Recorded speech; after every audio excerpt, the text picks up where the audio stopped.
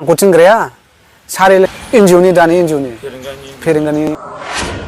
फारसे हाखर गाब्र'दों बियो लासिं सिं लाजिरा खालि हाग्रामाखौल' हाग्रामा मोनबा मोनसे रायलायबाथाय हाग्रामा गावखौ रायलायबाबो हाग्रामा सोरखौबा बुङोबो हाग्रामा दंफांनिबाबो हाग्रामा आरो सिबो हाग्रामा जोबेना खोथायानो एबार गाब्र'बाय बियो एबार मा बुङो नायबावदो बेखौ सिखावखौ मोनबायना सिखावा गावसोरनो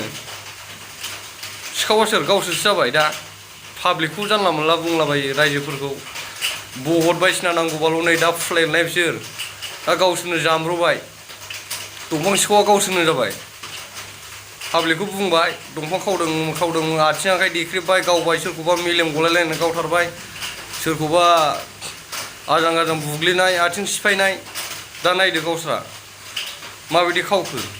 ट्रेक्टर खि ट्रेक्टर हादों बख'दों पाब्लिकनो साइकेल गंसे हाग्रायाव थांलाय माबायदि खालामो बिसोर गलाम गरिबनिखौ बावैसो सान सिगां दंफां हमलायनाय जे जाथाय जादों बेयाव नोंसोरो मारैहाय लोब्बा दङ बे बावैसो सान सिगां दंफां हमनायनि लोब्बानि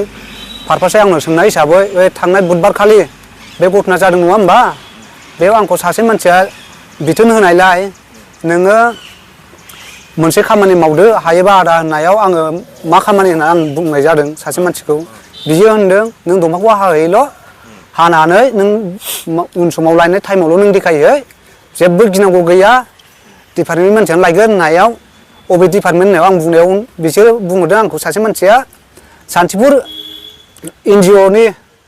दाउखिमोन लायगोन होननानै बुंनायाव जेबो गिनांनो गैयाबा दे जों मावगोन जोंहा गैयि मानसि हिसाबै जोंहा हाजिराबाबो मावना जाखायो होननायाव आं माखासे मानसिखौ हाजिरा लानानै आं बे खामानिखौ मावहैनाय जायाखै बे थिंग्राया नोंखौ थिंग्राया सोर मा नाम आंखौ थिंग्राया सारिलेनि नेरसोन बियो सिंजों लेना देना दं नामा बेखौ आं बुंनो रोङा बे खोथाखौ आंनो खिथायाखै खिन्थु जास्ट बियो बुंदोंल' लायनायाव जेबो गिनाङा लायनायाव जों दं जास्ट नों हाहैल' होननायखाय जों हानाय जादों आरोखि रुनिखाटा रेन्जनि आन्दाराव थायो बे दाउजें गन्थं होननायाव गोबोरनि साहा बे गुबुननि दैलामनि सोनाबजों क'क्राझार डिस्ट्रिक्ट गोलैयो बे जायगायाव हायनाय जादों आरोखि दंफाङा सेरफां ओमफ्राय हाथिफायला बेसेबांसो बुरजा जागौमोन बेयो मथा मथि 35 फिस ओमफ्राय नैबेहाय बेसेबांमोन मथा मथि 8 गारि आरोखि 8था ट्रेक्टरनि दंफाङा गोदान ना फुराना बे दंफाङा गोदान औ ओमफ्राय सोर लाबोखो बेखौ लाबोनायावहाय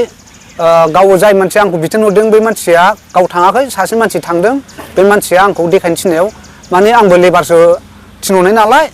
आं बे सासे मानसि थांग्राखौ आङो लेबार हमनो थिनहरदों बे मानसिया देखायनानै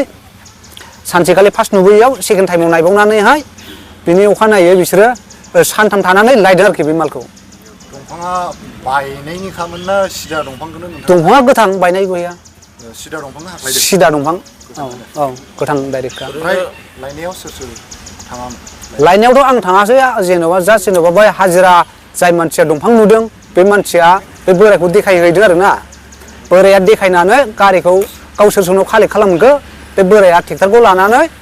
लायदों लायनाय समाव दाउखिमोन दङ आं बेखौ नुवाखै खिन्थु आंनि लेबारफ्रा बुंदों दाउखिमोन थांदों होननानै दाउखि दामफ्ला ओमफ्राय दैमोना आं बिसोरखौ सिनायो बिसिनि स्टाफनिफ्राय सान्तिपुर स्टाफनिफ्राय थांदों आरोखि बिसोरो बे माबा सार्भिस प्रभाइडार एनजिअनि दानि एनजिअनि फेरेंगानि एनजिअनि ओरैनो गावसोर हायनायाव पारमिसन लानाय दं माबा दं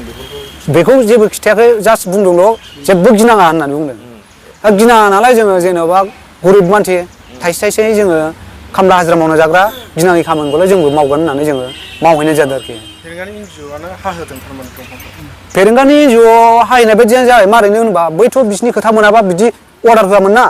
मोनसे डिपार्टमेन्टनि खोथा मोनाबा बेबो हारसिं बेफोरबायदि एफा गिदिर साहस लानानै बिदि मावहैयामोन आरोखि नोंसोर साबाजों गासिबो साबामाने जेन'बा आंखौ बिथोन हिसाबै आंजों रायज्लायनाय हिसाबै आंजों साथामखौ आं लोगो लानानै आं मावहरनाय जादों आरोखि बेसेबांनि माबा जमान जालायामोन फैसाया जेन'बा थिबाव 5,000 खरै दा मोनजोब्बाय फैसाखौ मोनाखै हराखै मानो हराखै जेन'बा बुस्थुआ माने ओरैबायदिमोन खोथाया जेलानाखि माल सफैगोन अब्ला खालि मोनगोन बे खोथा बुंदोंमोन माला सफैनो सिगां दावराव जाबायना ओरैनो सिगां समाव नोंखौ बिसोरो थिनखादोंमोन नामा? गैया सिगां समाव गैया सिगां समाव गैया जेबो गैया दानि हमजानायाव दानिल' आरो